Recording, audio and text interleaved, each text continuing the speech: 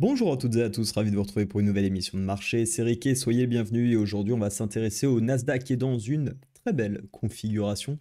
Une configuration qu'on a vue hier avec les membres du Capital 100K et qui est en train de se déclencher. Alors, on va voir ce qui me plaît encore un petit peu moins.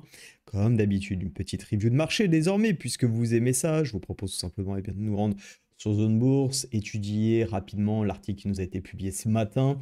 Alors, dans les grandes lignes, qu'est-ce qu'il faut reconnaître? C'est qu'on a eu une journée qui a été assez volatile, hein, on va le voir notamment avec les bougies daily. On a eu le VIX qui s'est pas mal élevé. Et on a eu des clôtures globalement kiff-kiff. Quand je dis kiff-kiff, c'est qu'on n'a pas eu de grands mouvements. On a le Dow Jones qui a bien remonté la pente avec effectivement plus 0,85%. Le S&P 500 et le Nasdaq ont quant à eux assez peu bougé.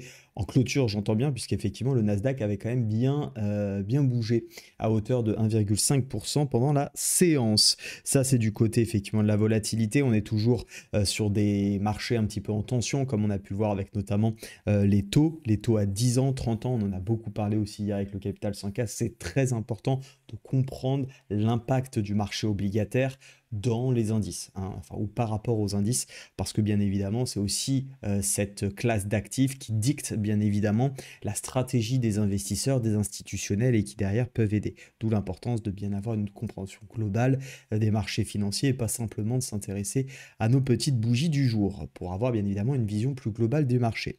Concernant la semaine, vous le savez probablement, on arrive sur des semaines importantes, décisives, puisqu'on va commencer à entrer dans la période des résultats. Et moi, j'adore, parce que ça bouge. En général, la période trimestrielle, c'est vraiment sympa. Donc, on va commencer à avoir les premières publications, avec notamment du côté de demain et de jeudi, les banques. Hein, c'est toujours les bancaires qui commencent. Donc, on verra un petit peu ce qu'il en est. Les analystes ont anticipé une hausse moyenne des bénéfices du SP500 de plus 11,7% sur un an. Donc la plus forte depuis 2021, c'est pas rien, on va voir un petit peu comment tout cela se passe. Ça n'empêche qu'il faut quand même noter dans l'article, c'est où que c'est situé, c'est ici. Au niveau du price earning ratio, donc qui permet d'avoir une idée sur la valorisation, il faut bien avoir en tête hein, que le PE, donc le price earning ratio du SP500, il est à 21,5 actuellement contre, par rapport aux 10 dernières années, enfin il y a 10 ans plus exactement, 18,2. Donc on voit que les entreprises sont vraiment très fortement valorisées. C'est pas bien grave parce que, enfin c'est pas bien grave, tout le monde verra ça comme il le souhaite. Ce qu'il faut avoir en tête, c'est simplement que c'est survalorisé depuis un moment et ça n'empêche pas que ça continue de monter. Donc dans une optique de trading, on traite bien évidemment de toute façon nos tendances. Concernant les contextes macroéconomiques, hein, de manière plus large, on a effectivement toujours quelques risques, tensions. C'est d'une part les incertitudes concernant le programme de Donald Trump, entre ce qu'il dit et ce qu'il va faire, on verra bien ce qu'il en est, mais forcément ça laisse les marchés un petit peu dans le flou. Et pour finir, on a bien évidemment les tensions au niveau de l'inflation qui pourraient venir bouleverser les marchés, notamment demain. Comme vous voyez aujourd'hui, on a très peu de news, mais demain on s'intéressera un peu plus au calendrier économique puisqu'on a effectivement les publications de l'inflation qui jouent directement sur la prise de décision de la Fed qui aura lieu fin du mois. Voilà un petit peu pour l'overview sur la partie actualité financière. On va donc passer sur notre analyse technique. Juste avant, sachez que j'ai décidé, alors on verra combien de temps ça dure cette histoire.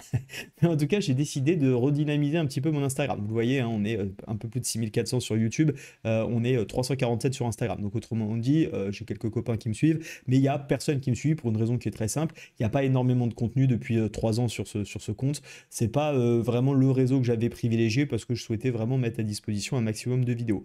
Malgré tout, maintenant, je trouve qu'il y a des choses intéressantes à faire sur Instagram et pourquoi pas notamment un peu plus de news, un peu plus de petits documentation, de la documentation comme celle-ci. Par exemple, hein, hier, j'ai publié tout un compte rendu de marché voilà, avec des petits graphiques, des petites informations. Si ça vous intéresse, je vous invite à aller voir. Je travaille aussi un petit peu les descriptions, histoire que vous ayez du contenu supplémentaire. Donc n'hésitez pas et puis parcourez. Il y a quelques reels, oui, je suis tellement nul dans les réseaux sociaux que je ne sais même pas comment on dit, qui avaient été publiés à l'époque, qui sont plutôt sympas aussi à regarder. Et puis vous avez aussi toute une liste de bonnes pratiques à faire. Donc voilà, vous avez tout sur mon Instagram. Si vous voulez me soutenir, bah, n'hésitez pas à me suivre, ça fait toujours plaisir. Surtout que j'ai prévu donc de vous partager aussi pas mal d'actu de marché, de choses au travers les stories, parce que je trouve que les stories, on peut faire passer pas mal d'informations.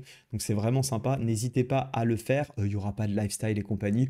Oh, pour une raison extrêmement simple, hein. D'une part, je déteste ça. De deux, je suis pas convaincu que ma vie vous impressionne et vous intéresse.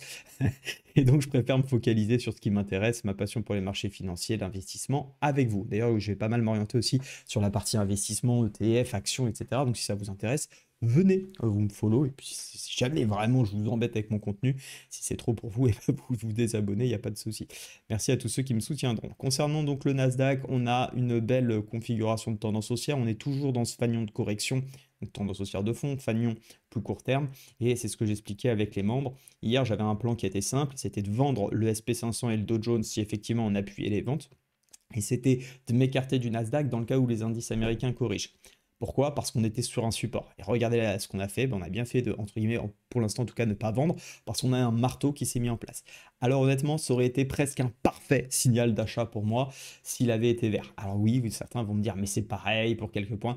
Oui, mais à toujours vouloir modifier un petit peu sa méthode, ben finalement, on finit par ne plus respecter ses process. Donc moi, il est rouge, je ne rentre pas pour l'instant en position. Ceci étant dit, ça ne veut pas dire que je ne vais rien trouver à faire dans la session à l'achat sur le Nasdaq. Parce que sur le Nasdaq, il y a quelque chose qui me plaît énormément et c'est cette avalante. Et ça, pour moi, c'est un vrai signal d'achat. On a un tout petit double bottom, mais qui pour moi est vraiment trop petit, il n'est pas assez construit. Pour moi, si on veut vraiment un vrai retournement sur cette zone, il faut effectivement quelque chose d'un peu plus comme ça. Voilà. Mais ceci étant dit, ce point-là peut vraiment être, enfin cette configuration peut vraiment être notre point bas.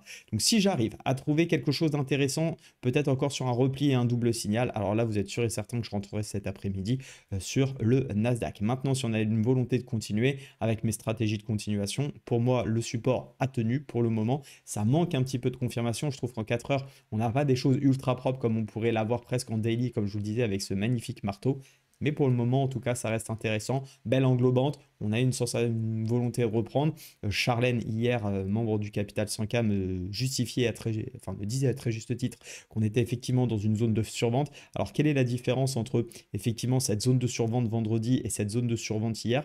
Bah, simplement, on est un peu plus dans la zone et surtout, j'accorde plus d'intérêt à la session du début du lundi qu'à la fin de vendredi où finalement, le vendredi, on a aussi toutes les clôtures de position. Donc là, je trouve le mouvement plus intéressant. On n'a pas de divergence parce qu'en fait, le RSI converge avec notre prix, mais ça reste extrêmement intéressant sur ces niveaux d'essayer de trouver pourquoi pas des achats et d'aller en swing chercher des retracements de Fibonacci sur cette dernière correction. Il y a plein de choses à faire, on peut attendre des setups, on peut attendre un peu plus de confirmation. Ça encore une fois, c'est à vous de voir selon vos méthodes. Mon plan, moi en tout cas, il était clair, il était donné hier et il n'y a aucune raison qu'aujourd'hui je commence à me dire bah non, je cherche plus des achats alors que c'est la zone que je cherche à payer. Donc pour l'instant, je suis ça de près. On va juste jeter un petit coup d'œil sur le SP500. Je vais regarder si ce qu'il en est parce qu'on s'était donné une zone. Ouais, voilà, c'est exactement ça. C'est qu'on est en train de faire le petit pullback. Donc c'est simple. Cet après-midi, ça part à l'achat sur les indices américains. On va plutôt travailler le Nasdaq parce qu'il semble être un peu plus robuste pour le moment et il y a peut-être une volonté qui pousse. Maintenant, si les indices ont plutôt envie de reprendre une correction, et ce qui ne m'étonnerait pas, ou en tout cas un mouvement un petit peu, c'est ce que je disais hier, de pause sur les indices, c'est qu'on n'a pas de grosses news et le gros catalyseur, il est demain. Donc je ne m'attends pas à une volatilité extrême aujourd'hui. Je pense que le mouvement volatile était hier. Donc ça ne m'étonnerait pas aussi qu'on retrace ce qui a été fait la veille, d'où aussi le fait sur le Nasdaq que je m'intéresse toujours à ma zone de support.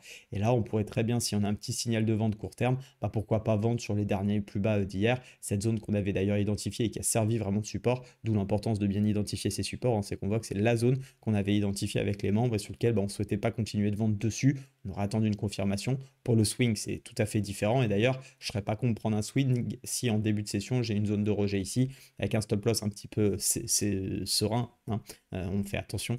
Pourquoi? Parce que tout simplement, eh bien, on a l'inflation demain et on sait sur l'inflation, il peut y avoir des grands mouvements de volatilité. Donc on évite de coller les stops et on se laisse respirer. Voilà pour cette journée. Juste petite dernière chose, j'ai sorti une vidéo sur le money management hier. Si ça vous intéresse, je vous invite à aller la voir et n'oubliez pas de venir me follow sur Instagram. Je vous en remercie, ça permet de soutenir tout le contenu gratuit que je vous mets à disposition. Très belle journée à toutes et à tous et à demain. Ciao, ciao.